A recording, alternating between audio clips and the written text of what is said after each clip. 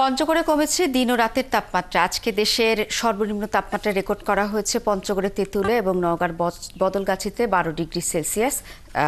এবং আবহাওয়া অফিসের তথ্য মতে গত 2 সপ্তাহ ধরে দেশের সর্বনিম্ন তাপমাত্রা পঞ্চগড়ে এবং 2 সপ্তাহ ধরে জেলার তাপমাত্রা ওঠানামা করছে 10 থেকে 11 ডিগ্রি সেলসিয়াসে। এদিকে সন্ধ্যা থেকে সকাল পর্যন্ত জেলা জুড়ে হালকা কুয়াশা থাকছে।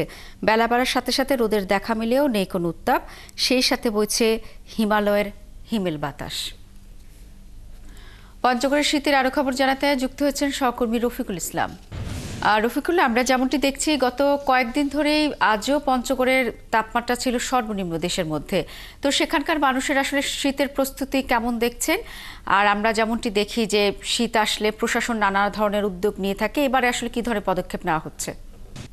সর্বনিম্ন তাপমাত্রা বিরাজ করছে গত 2 সপ্তাহ থেকে পঞ্চগড় জেলায়। এটা আসলে প্রতি মাসেই প্রায় বলা চলে 20 দিনেই কিন্তু দেশের সর্বনিম্ন তাপমাত্রা রেকর্ড করা হয় পঞ্চগড়ের তেঁতুলিয়ায়। যেহেতু হিমালয় পাদদেশে এই পঞ্চগড় জেলাটি অবস্থিত, ফলে কিন্তু এখানে শীত যেমন আগাম আসে, শীত কিন্তু যায় শেষের দিকে। তবে গত 2 সপ্তাহ থেকে শীত থাকলেও আজকে থেকে কিন্তু শীতের তীব্রতা কিছুটা বাড়ছে। অর্থাৎ গত 2 সপ্তাহ থেকে যদি বলি তাপমাত্রা 10 থেকে 11 ঘরে থাকলেও দিনের তাপমাত্রাটা মোটামুটি 28-এর ঘরে ছিল, 28 থেকে 29 ডিগ্রির ঘরে। আজকে তাপমাত্রা 1 ডিগ্রি সেলসিয়াস বাড়লেও কিন্তু দিনের তাপমাত্রা আবার 2 ডিগ্রি সেলসিয়াস কমে এসেছে। পাশাপাশি কিন্তু কুয়াশাচ্ছন্ন আকাশ ছিল, অর্থাৎ সূর্যের দেখা মিললেও কিন্তু সেরকম কিন্তু আলো ছিল না। অর্থাৎ সূর্যের আলো এবং কুয়াশা মিশ্রিতই কিন্তু জেলা ছিল। সেই সাথে বইছে উত্তরে হিমেল বাতাস। এই হিমেল বাতাসের কারণে কিন্তু সাধারণত আজকে থেকে কিন্তু ঠান্ডাটা কিছুটা বেশি অনুভূত হচ্ছে যা গত কয়েকদিনের তুলনায়।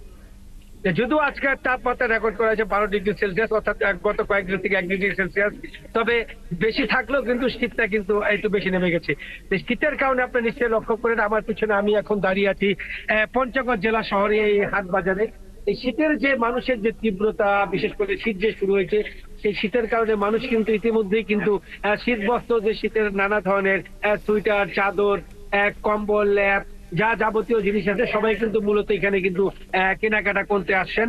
যে এতদিনে কিন্তু আসলে বাজারে যদিও তেমন একটা ভিড় ছিল না, তবে আজকে থেকে কিন্তু বাজারে একটু ভিড় লক্ষ্য করা যাচ্ছে। তবে সেই তুলনায় যে প্রশাসনের পক্ষ থেকে যে একটি বিশেষ ভূমিকা নিয়েছেন সেটা হলো যে আসলে প্রতি বছরই সাধারণত এখানে প্রশাসনের জন্য শীতবস্ত্র বিতরণের যেই ব্যবস্থা সেটা কিন্তু চালু করেছে। ইতিমধ্যে প্রায় আড়াই হাজার কম্বল কিন্তু বিতরণ করেছে প্রশাসন। তবে প্রতি বছরেই 40 থেকে 50 হাজার সরকারি বেসরকারি ভাবে কম্বল বিতরণ করা হলো। এবারকার প্রস্তুতি হলো আলাদা, অর্থাৎ জেলা প্রশাসক আমাদের পঞ্চগড় জেলা প্রশাসক সাবেদ আলী যেটা আমাদেরকে জানিয়েছেন যে এবার দুর্যোগ ও ত্রাণ মন্ত্রণালয়ে তারা কিন্তু আবেদন পাঠিয়েছেন এইখানকার বিশেষ করে যে দরিদ্রতা জনগোষ্ঠী রয়েছে প্রায় 2 লক্ষ, এই দরিদ্র জনগোষ্ঠীর জন্য যে একটি বিশেষ যে একটি ক্ষেত্র আছে যেটা মানুষের জন্য শীত নিবারণ করতে পারে, সেই জন্যই কিন্তু এখানে বিশেষ করে মন্ত্রণালয় চিঠি দিয়েছেন তারা যেন এবার যেন শীতবস্ত্র বিতরণ করতে পারে বেশি।